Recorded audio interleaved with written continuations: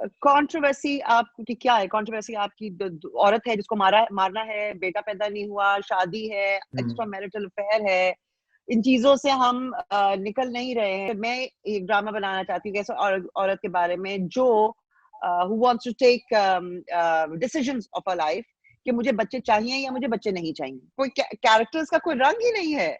they're so limited, they're so black and white। को अगर channel से पेमेंट ही वक्त पे नहीं हो रही है और वो आपकी पेमेंट ही रख के बैठा हुआ है तो क्या आगे काम करेंगे? सिचुएशन आपकी ऐसी है कि दोनों को कमाना पड़ेगा। जब आपकी तारीफें की जाती हैं और झूठी तारीफें की जाती हैं तो उस पर तो आपको कोई एतराज नहीं। आर्ट जो है, या जो बंदा डिस्टर्ब होगा उसको काम करेगा, या अगर आप प्लेसिड हैं और आप नम हैं तो आपको डिस्टर्ब करेगा।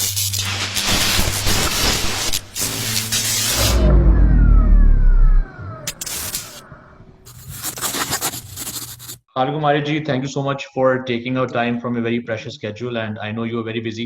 And I've been seeing कि आपके आजकल बहुत जबरदस्त productions भी आ रहे हैं, ईद की टेलीफिल्म्स भी आ रही हैं।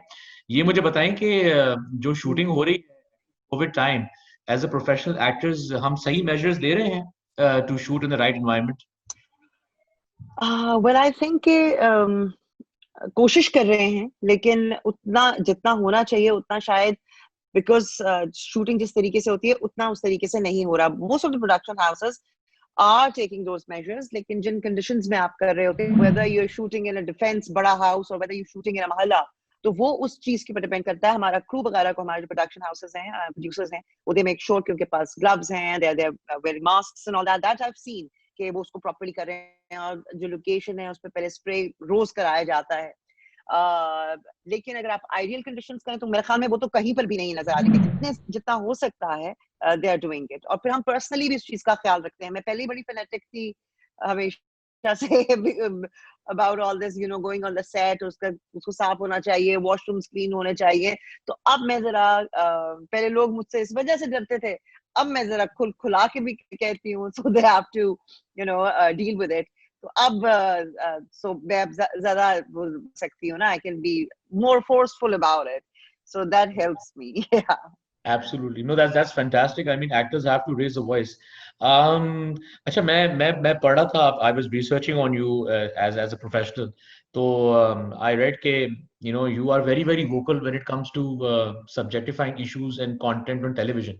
If I am to ask you over the years, do you think that हमारी जो content evolution है, has it been on par as to how you've seen back in the day when you used to work as compared to now? no, I don't think so। मुझे ये वक्त के साथ साथ लगा है कि हमारे लिए जो असली इश्यूज हैं वो शायद इतने इम्पोर्टेंट रहे नहीं। मे बी बिकॉज चीजें कमर्शलाइज हो गई हैं, which I am not against at all. मुझे लगता है कि जैसे आप बाहर का आप कोई भी चैनल लगा कर देख सकते हैं, तो मुझे ये समझ नहीं आती कि आप किसी चीज पर आप बैन नहीं लगा सकते, आप किसी चीज को अपने आप को दुनिया से कट नहीं कर सकते। तो मुझे ये लगता था कि हम अब ज्यादा इन अ मोर पावरफुल वे बहुत सारी सोसाइटी में जो प्रॉब्लम्स हैं उनको एड्रेस कर सकते हैं। बिकॉज अगर आप किसी प्रॉब्लम को या किसी इशू को, इट कुड बी एनीथिंग, उसको प्रॉपरली बात नहीं करेंगे, उसके बारे में वोकल नहीं होंगे, and you just put it under the carpet, तो आप कोई major change anywhere in the world नहीं ला सकते। तो what I thought was कि with so many the world modernizing and becoming global village and everything, तो हमारी वो inhibition जो है वो खत्म होगा। वो चीजें हैं हम अभी तक उन पे बात करने के काबिल नहीं हुए, बल्कि और भी कम हो गए हैं, जिसकी मुझे हैरत है। हम बहुत सारी चीजों को जिस पे हमें बात करनी चाहिए खुलकर, हम उन पे बात नहीं करते, क्योंकि मुझे लगता है कि ये सारा आपका जो एक माशरा होता है, उसका तालीमी निज़ाम होता है, and because everything is interlinked, everything is. जब आप अपनी हिस्ट्री को, अपने कल्चर को ओन नहीं कर सकते, तो आप उन टैबू चीजों पर जो आपको डायरेक्टली इफेक्ट करती हैं इन आवर लाइव्स, ड्रामा उसी चीज के बारे में बनता है, आपका आईना होता है आपके माशरे का। तो अगर वो आपको फेक लग रहा है तो that means we are fake. So this is what I feel कि जिस तरह होना चाहिए था वो वैसे नहीं है, अच्छा, fair enough. I mean, I do और जिस तरह understand. हमें बढ़ना चाहिए था वो जी, नहीं है। नहीं है। अच्छा, जिस लेकिन अब जी sorry I am cutting you off, लेकिन असली ये है कि I do understand that you are also an active producer which makes you a businesswoman, which makes you, you know, have a right on content. तो when you are sitting with all these professional producers, क्या आप ये discuss नहीं करती कि यार हमें थोड़ा सा चेंज लाना चाहिए किसी तरह से, या और do not find it important to have these discussions in producers fraternity? No, no, it's different because आपका जो चैनल है वो, इसीलिए मैंने प्रोडक्शन बहुत कम भी कर दी और मैं उसके प्रोसेस में ज्यादा इन्वॉल्व नहीं होती हूँ. My partner is more involve because channel आपको बताता है कि क्या चाहिए उनको. तो वो जो पहले था ना कि हम एज प्रोड्यूसर के पास, you were a producer, you know what a producer is like in the West. What a producer is, a producer सिर्फ वो नहीं होता जो खाना अरेंज करता है, लोकेशन अरेंज करता है और डायरेक्टर को वहां भेज देता है. Producer used to be the person with the idea, who would select the director, who would select the story, you know, discuss it with the channel, और वो काम करने का और तरीका होता है. अब यहाँ पे ऐसा कुछ नहीं है. You know, वो प्रोड्यूसर नहीं है. तो अब it's they tell you what to do and you just make it like a mechanic, और आप assemble कर देते हैं चीजों को, you know. तो वो वाला काम नहीं है. So even if I have a brilliant idea, it will be rejected. और अगर वो कोई और कर लेगा और वो अच्छा चला गया तो फिर उसको फॉलो करना लोग शुरू कर देंगे. So the creative part of the producer has been eliminated. तो वो है ही नहीं. तो ये आपका सवाल ही नहीं बनता. नहीं तो फिर so you're saying that यही रीजन है कि you do not want to produce because the concepts are not accepted, but you are such a household name. आपकी तरफ से कोई अगर चीज आती है, why would it be rejected? I mean, you can try to convince people कि यार एक पढ़ा लिखा कॉन्सेप्ट है, या हमारे नेटवर्क ओनर्स ने बस अब कसम खा ली कि नहीं हमें सुनना ही नहीं है कुछ और हमें बस एवरेज कंटेंट देना है आगे. मोस्टली ऐसा ही है. नहीं, मोस्टली ऐसा ही है. And it is not just with me, there are lot of other producer जो आपके प्राइवेट प्रोड्यूसर है. तभी तो वो, अगर आप देखें उसका काम जो आपको मिडिल पर्सन था तो बनाता था और वो सबकी पेमेंट्स करता था, उसके बाद फिर वो चैनल से पेमेंट का इंतजार करता था. और बिकॉज वो करना चाहता था काम, you know, the producer wanted to work, to bring a new concept, to get, मेहनत करता था, यू नो, लोकेशन लेता था, मिन्नतें करता था, व्हाटएवर. तो वो चीज जो है वो उसका, जब आपने पैशन ही ले लिया उससे और आपको डायरेक्ट कर दिया जाएगा, तो वो फिर आपका वो जो प्राइवेट प्रोड्यूसर है वो ऑलमोस्ट खत्म हो गया है. यू नो, वो that zeal and that vigor, that passion is gone. तो करने की जरूरत नहीं रहती. कर रहे होंगे कोई एक दो लोग शायद, बट होता ये है कि दे हैव ऑलरेडी डिसाइडेड कि उनको क्या चाहिए क्या नहीं चाहिए. और फिर ये होता है कि जो लोग वहां पे बैठे हैं, नथिंग अगेंस्ट एनीवन, उन्होंने डिसाइड कर दिया कि भाई ये चीज ज्यादा रेटिंग देती है, ये नहीं देती है, और हमने इस फॉर्मूला को फॉलो करना है.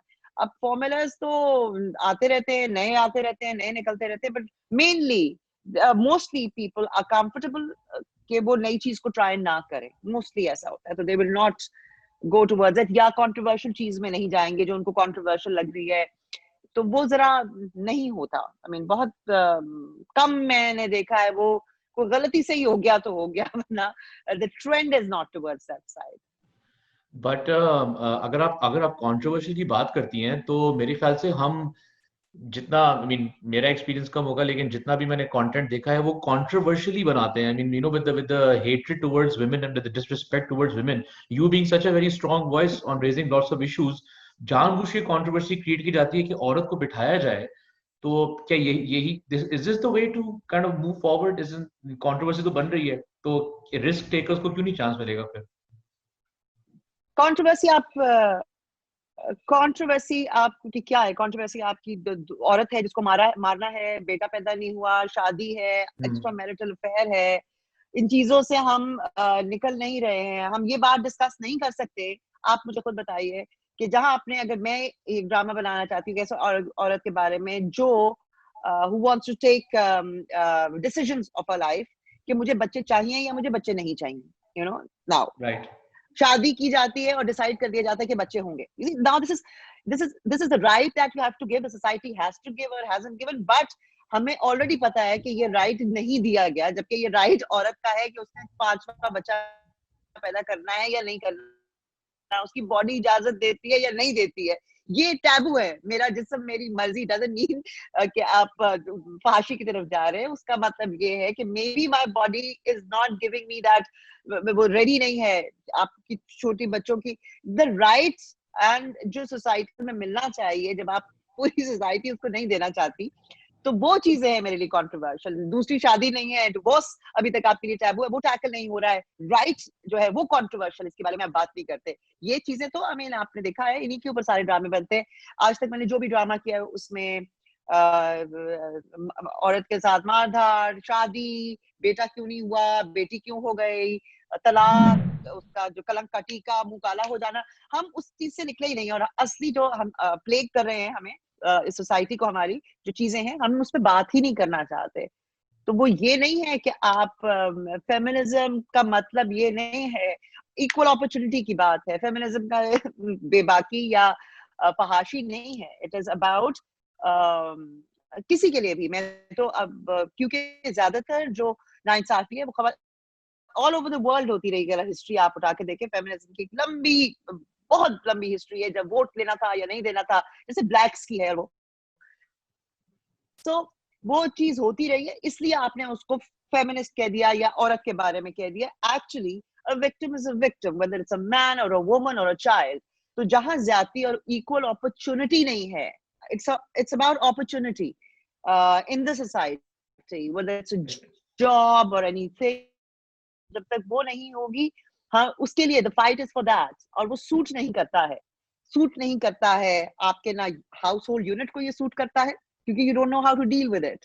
यू वोंट नो इफ, अगर आप वो राइट दे देंगे, आप अपने सर्वेंट्स को, घर में जो आपका स्टाफ है, उसको भी वो राइट नहीं देते। आप दे देंगे तो वो अपना हक मांगेंगे, और आपने हक नहीं देना है, because it doesn't suit us. Mentality हम लोगों की ऐसी है, दबा के रखना है। अगर लेबर राइट पे आके हमारे ही लोग हमसे बात कर रहे हैं, तुमने बात कैसे की, एक्चुअली गलत है, लेकिन हमने उसको एक नॉर्म बना लिया है। तो बहुत सारी चीजें हैं, और फिर आप अपने आप को चेक करें तो फिर आपको पता चले कि यस ये सारी चीजें हैं। तो जरा एहतियात से ही बंदा फिर बात करता है, कदम उठाता है। तो इसलिए हम लोग डरते हैं, बिकॉज हम खुद कटहरे में आके खड़े हो जाएंगे। Fair enough, but अगर मैं आपसे पूछूं, someone who's seen the golden PTV days and even working on NTM days, उस वक्त क्या माहौल था कि कंटेंट किस तरह सेलेक्ट किया जाता था? उस वक्त एक्टर्स कैसे सेलेक्ट करते थे क्राइटेरिया? कहाँ हमें जरूरी लगा कि हम इसको इस शिफ्ट पे लेके आ जाएं? How did we change? देखिए, क्वालिटी पूरी दुनिया में किसी भी चीज की होगी वो कम होती है, और क्वांटिटी में आपके पास मीडियोकर काम, उससे कम लेवल का काम हर किस्म का होता है, और क्वांटिटी ज्यादा होती है। आपकी हर किस्म की ऑडियंस है, वो हर किस्म की चीज देखना चाहती है। तो आपकी वो, कोई जरूरी नहीं है कि कोई चीज मुझे पसंद आए वो वही आपको पसंद आए। May be you like something else. लेकिन उस वक्त जरा क्वालिटी बेहतर थी, क्योंकि उस सिर्फ ये वजह थी कि उस पर काम ज्यादा होता था। इसलिए जो उसके ऊपर रिक्वायर्ड काम था, किसी भी कंटेंट पे आप ले लें, कुछ भी ले लें, आप कॉमेडी उठा लें, आप कोई भी चीज उठा लें, उसके ऊपर जो तवज्जो दी जाती थी, वो हमारे अब नहीं दी जाती, क्योंकि किसी के पास टाइम नहीं है। तो आप किसी अच्छी चीज की भी वो क्वालिटी नहीं देख सकते, क्योंकि उस पर डिस्कशन होती थी, काम होता था, रिहर्सल होती थी, और वो एहतियात से किया जाता था वो काम। एक एक लफ्ज हमें पता होता था क्या है। और फिर जब आप रिहर्सल करते थे या आप बैठते थे, लेकिन फिर आप ये भी देखिए कि जिन दानिश्वर, जिन लोगों के साथ आप काम कर रहे हैं, वो किस लेवल के लोग हैं, कितने पढ़े लिखे हैं। क्या हमारे पास पूरी दुनिया, अब आपके पास, आपको अगर डिग्री लेने की जरूरत नहीं है किसी चीज की, तो आपके पास इंटरनेट मौजूद है। अगर आपके अंदर पैशन है, तो कोई अनपढ़ आदमी भी देख कर, if he has the passion to make a film, you don't have PhD to do that। अगर आपके पास पैशन है, तो आप इंटरनेट पे ही वो इल्म हासिल करके, या क्योंकि आपको ये क्रिएटिव जॉब्स हैं, but they are specific jobs जिनके लिए आपको उनकी टेक्निकलिटी या उसको पढ़ना पड़ेगा, इवन एज एन इंडिविजुअल। तो आपको अगर डिग्री नहीं लेनी उसकी, तो आपको, you have to study it, you have to know what it is all about, if you have the passion, Right. If you have the passion for it. So वो हमारे, मुझे नहीं नजर आता, वो नहीं है। It is just like a मजदूरी। एक आप अपना घर बना रहे होते हैं, एक आप जाके सिर्फ मजदूरी कर रहे होते हैं, ईंटें लगा रहे होते हैं. तो there's a difference. तो वो जो चीज है ना, उससे it would change, you know, like किसी चीज में आप कहें कि आपने स्पिरिट या रूह फूंकनी है, वो डिफरेंस है. एक ब्लैंड है कोई चीज, और एक जो है वो आपको नजर आती है, क्योंकि even if something is not said with a dialogue on the screen, it is translated if the director knows what he's doing and where he's taking. क्योंकि हम तो puppets ही होते हैं ना, हमें कहाँ प्लेस करना है वो डायरेक्टर का काम है. तो मुझे लगता है कि जो स्पिरिट या जो रूह फूंकने वाला काम है, वो नहीं हो रहा, तो वो उतना टच भी नहीं करता. फिर हमारी इन्वॉल्वमेंट कैरेक्टर्स में उतनी नहीं है जितने और चीजों में है, कि हमारा फ्रेम कैसा है, हमारे बाल सीधे हैं कि नहीं. ये तो हम कैरेक्टर्स के अंदर उतना घुस के काम नहीं करते, और कराने वाले भी नहीं. तो मैं इसलिए ब्लेम एक्टर्स जो है हमारे उनको नहीं करती, कि जैसा when you're in Rome, do as the Roman does, तो वो रोम ही नहीं है, तो फिर वो रोमन भी नहीं है. so, कोई कराने वाला विजन वाला बंदा होगा तो कराएगा ना, ऐसे तो नहीं. अगर डायलॉग ही आके बोलना है तो हम भी आके बोल के चले जाते हैं, फिर ठीक है. नहीं, जरूरत ही नहीं है आपको, आप देख ही नहीं रहे. ये मैं कह रही कि अच्छा काम नहीं होता, बहुत बहुत बीच बीच में होता है. जो एक ओवरऑल माहौल है ना, जो इस फील्ड को मिलना चाहिए बाय द पीपल जो इसमें काम करते हैं, वो मुझे कंपैरेटिवली कम लगता है. You know, I miss it. You miss it. And I mean, that's one reason why I mean, it's I have been following you as an actor. You've been doing some wonderful roles, and I think with the passage of time, you become very choosy with your projects. So is the reason why you become choosy because content हमारा decline हो चुका है, and I think it needs to improve. But otherwise, आपको अपना घर भी चलाना है, business mind भी रखना है. So is that correct? That सारी you are choosy? सारी चीजें मैटर करती है. अब देखिए, आप देखिए, बिकॉज जब आप इस फील्ड में तो आप सेंसिटिव भी हो जाते towards a lot of other things. आपकी ऑब्जर्वेशन चेंज होती है. अब आप देखिए कि अपनी 7 साल की लड़की, और जब तक वो 20-25 की नहीं हो जाती, उसके बाद उसकी जिंदगी खत्म हो जाती है. शादी हो गई, आपका ड्रामा खत्म हो गया शादी के बाद. नो, बिल्कुल सही. जितना आप लिमिटेड है, आपकी सोसाइटी के ऊपर आपकी ऑब्जर्वेशन लिमिटेड है. जबकि on the other hand, actor और एक्ट्रेस, व्हाटएवर, एक्टर मैं कहूंगी, आप हॉलीवुड में जाके देखें तो जैसे जैसे वो मैच्योर होते जाते हैं, जिंदगी का एक्सपीरियंस ज्यादा आता जाता, तो कहानियां भी ज्यादा होती जाती है ना. बिल्कुल ठीक. कहानी आपकी सिर्फ 18 से 20-25 साल के नौजवानों की नहीं है. असल में कहानी तो आपकी लाइफ की, जिन लोगों ने लाइफ जी है. अब मेरिल स्ट्रीप के लिए लिखे जा रहे, क्योंकि नॉट फॉर हर, बिकॉज इस एज की जिंदगी के तजर्बात ज्यादा है, और ज्यादा इंटरेस्टिंग कहानी है, और ज्यादा आपके पास stories to tell and experience है. हम उसको शन कर देते हैं. माँ का कैरेक्टर, अब माँ जो है, आपने लिख दिया फर्ज करें माँ, लेकिन माँ का कोई कैरेक्टर नहीं है आपकी स्क्रिप्ट के अंदर. ऑलराइट, क्योंकि आपने लिखा माँ, कुछ भी नहीं लिखते आप. अब एक जो माँ है, उसने जो जिंदगी गुजारी होगी, या वो खुद भी एक इंसान होगी, या वो कोई डॉक्टर होगी, कुछ भी होगी. बिल्कुल सही. आप स्क्रिप्ट ला के देखिए ना, स्क्रीन प्ले होता है मोस्टली, तो आपने कैरेक्टर्स भी डिफाइन नहीं किए. जो लिखे होते हैं वो डिफाइन नहीं होते. एक माँ का कैरेक्टर सिर्फ माँ है, आपने उसको लिखा भी प्रॉपरली नहीं होता. अगर वो माँ भी है सिर्फ उसमें, तो वो हर वक्त माँ ही नजर आती है. उसका अपना डिफिनेटिव, अपना रंग एज अ कैरेक्टर कहीं नजर नहीं आता. माँ एक पत्थर की सीमेंटेड माँ है, बाप एक सीमेंटेड बाप है, और उनको आप लाते हैं, उनसे 4 डायलॉग बुलवाते हैं जहां जरूरत है. और because here any person, even if somebody who's working with you as an assistant, or anybody in your house staff or something, they are people, they have a life, you know. उनकी आदतें होंगी, उनके कोई quirks होंगे, उनकी अपनी they characters. तो हमारे पास है ही नहीं, हम कैरेक्टर्स नहीं लिखते. so कोई कैरेक्टर्स का कोई रंग ही नहीं है. you know, they're so limited, they're so black and white, and life is not like that, so it doesn't, you know, gel with me. People are people, persons. No one person is alike. तो मुझे वो रंग नजर नहीं आते हमारी scripts के अंदर. जितनी हमें जरूरत होती है, हम उतना लेकर तो फिर हम वो कर देते. तो मुझे the art of writing of character, जैसे हम ऑडियंस के तौर पे कुछ फिल्म देखते हैं और हमें पसंद आती है, तो हमें क्या पसंद आता है उसमें, यू नो. सो वो चीजें जो हैं वो मुझे लिमिटेड लगती हैं यहाँ पे. Fair enough. I think very very well explained on the side of content कि हम उस तरह से रिसर्च नहीं करें, और आपने बड़ी पावरफुल बात है कि एक टाइम पे रिहर्सल्स भी होती थी और हम इन्वेस्ट करते थे अपने प्रोजेक्ट्स में.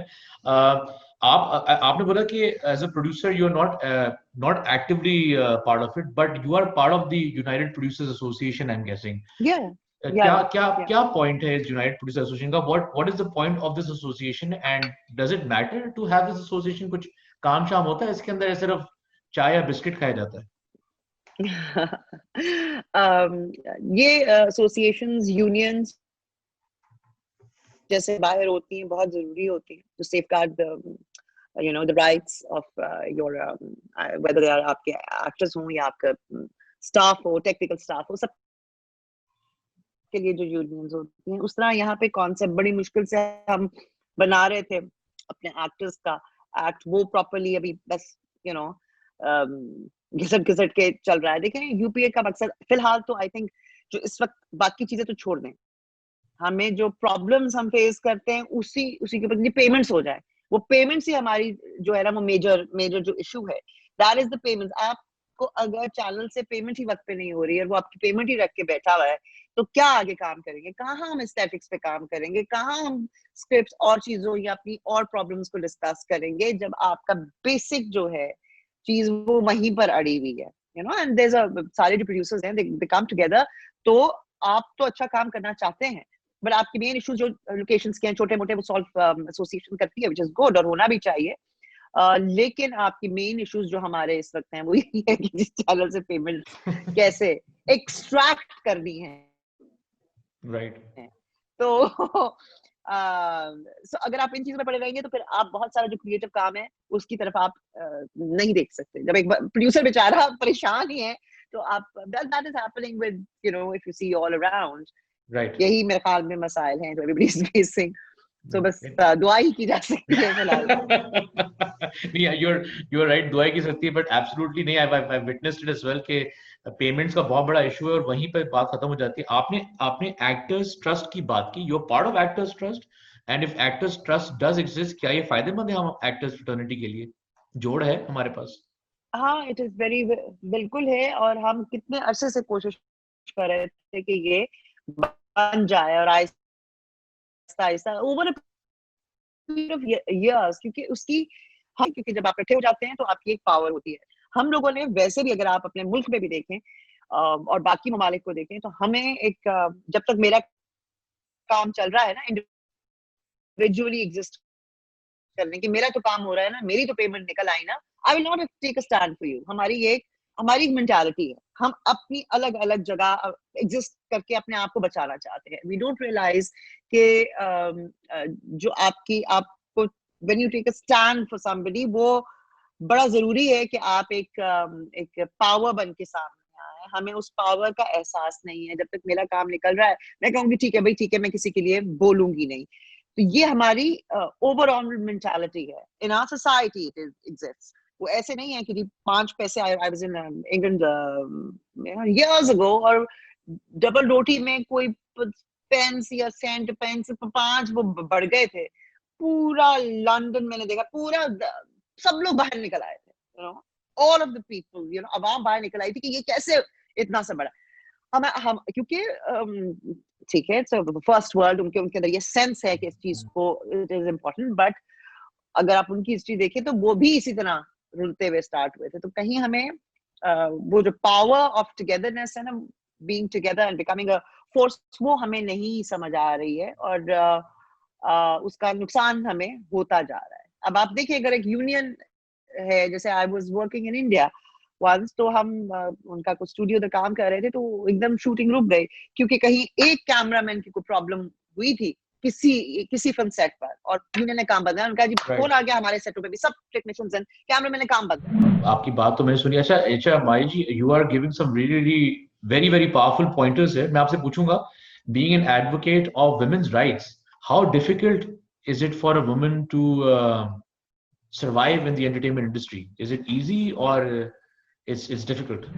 आई थिंक इन आवर सोसाइटी पहले से बहुत बेहतर हुआ है. और लेकिन अभी भी, क्योंकि आप देखें, आपके जो सबसे बड़ा जो आपका जिस चीज की इंपॉर्टेंस है वो इकोनॉमिक है।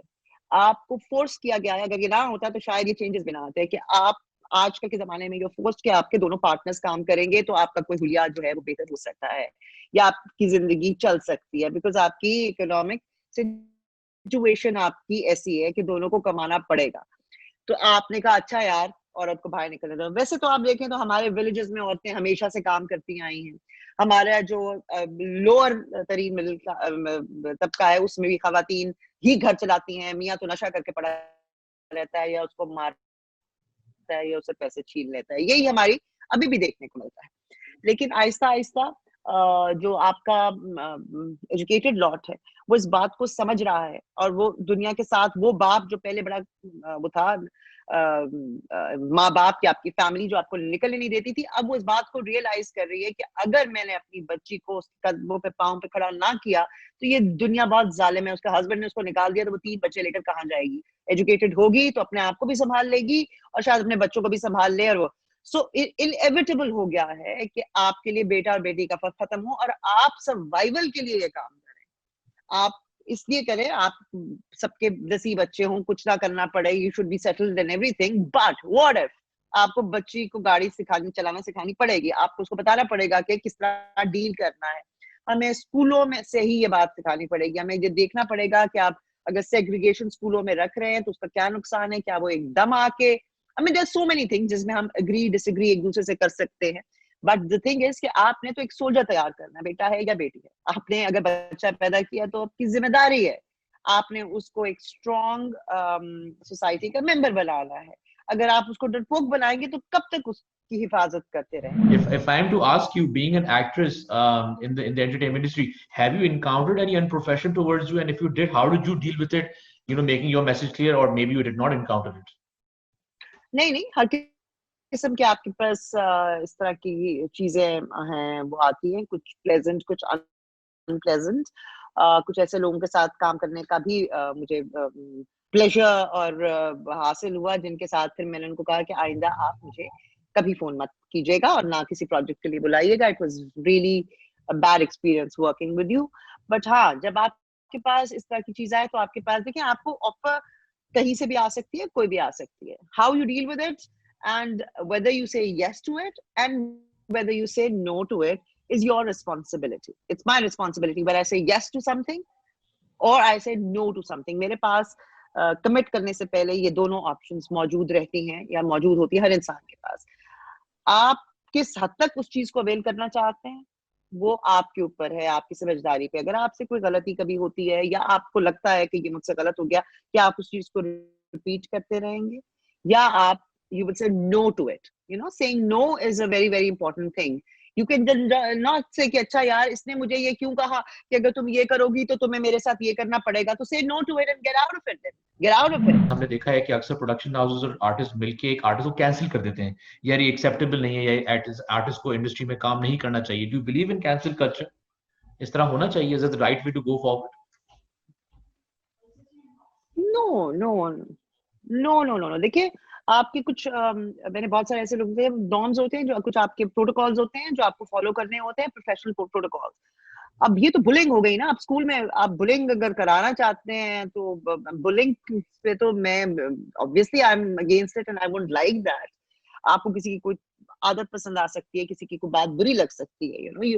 हम we are manufactured to be judgemental as well, तो वो हमें पता है। बट आप बिल्कुल बुलिंग करें, अब भाई प्रोडक्शन हाउस मेरे साथ काम नहीं करना चाहता तो मैं तो कुछ नहीं कर सकती उसके बारे में, ना करें, ना करें। बट ओवरऑल ये जो बुलिंग का कल्चर है जो आप बच्चों बचपन से शुरू होके आता है, ये आगे भी रहता है। सो मैं तो obviously I am against it and if I see it happening I will never be a part of it and I will condemn it. हाँ, आपको पर्सनल आपकी चॉइस है कि कोई नहीं पसंद या कोई अच्छा एक्टर है या नहीं है, तो वो तो इट्स एन इंडिविजुअल थिंग। लेकिन कुछ चीजें होती हैं जो आपकी like I might like you or I might not like you. If I'm working with you, I'll be a professional person. वो मैं घर छोड़ के आऊंगी my likes or dislikes. हाँ, जो प्रोटोकॉल आपका सेट का है, जो काम का है, वो I have worked with so many people who have not, who are not very fond of me or I'm not fond of them. लेकिन काम तो काम है ना।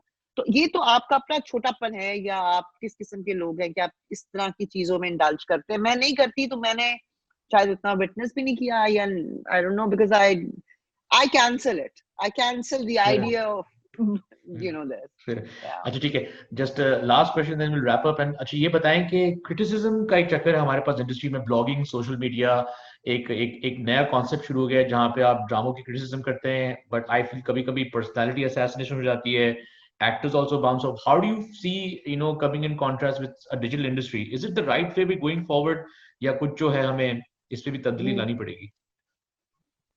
देखिए क्रिटिसिज्म जो है ना, if it's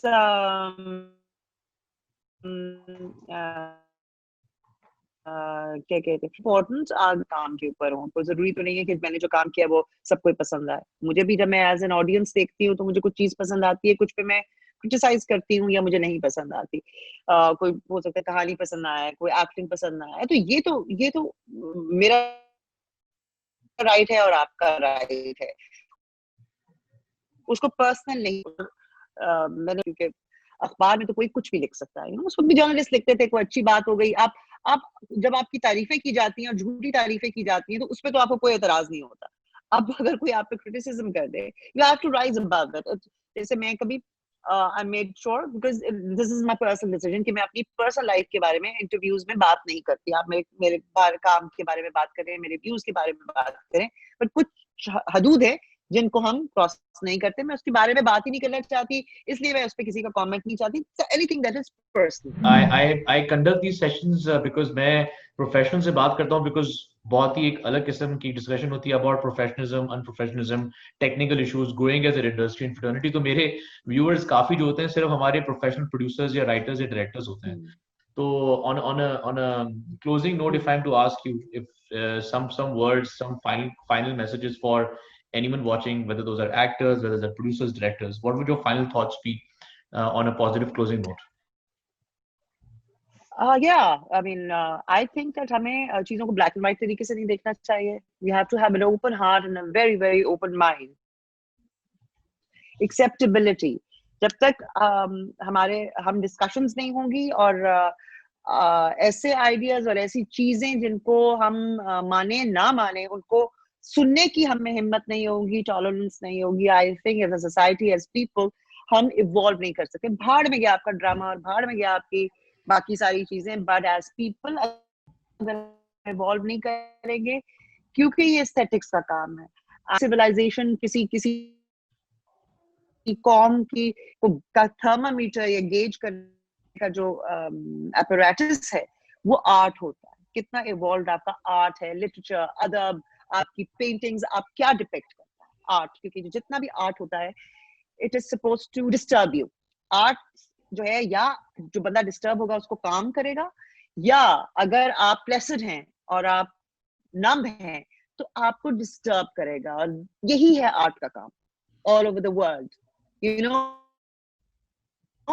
it should disturb you or it should bring you at peace depending what situation you are in. Disturb करना चाहिए आपको कि ये सोसाइटी की कौन सी डिपिक्शन है इस आर्ट में। तो जब तक हम वो करते रहे, वो तभी आएगा व्हेन हम क्योंकि ये हमारा जो आर्ट और इससे कल्चर आर्ट से रिलेटेड जो भी लोग होते हैं ना, वो कम होते हैं, ज्यादा नहीं होते। तो आपस में हमारा वो जो है ना, वो जो एक आग है और ये पॉट है, उस पर वो सिमर करता रहना चाहिए, वो कभी वो आंच कम नहीं होनी चाहिए। Thank you so much, Mairi. This is a very very powerful session I've had with you, and मुझे actors से बहुत खुशी होती है जब एक educated discussion होता है, and I'm grateful that you took out time. I know you were very busy, and I hope the questions were up to mark. I know थोड़े से अलग किस्म के होते हैं, नहीं, अच्छी बात है, अच्छी बात है। and I'm looking forward to all your projects, and I wish you the best with everything else, and please stay safe in COVID time, and inshallah we'll keep in touch. And once again, thank you so much for your time. You're welcome. All right.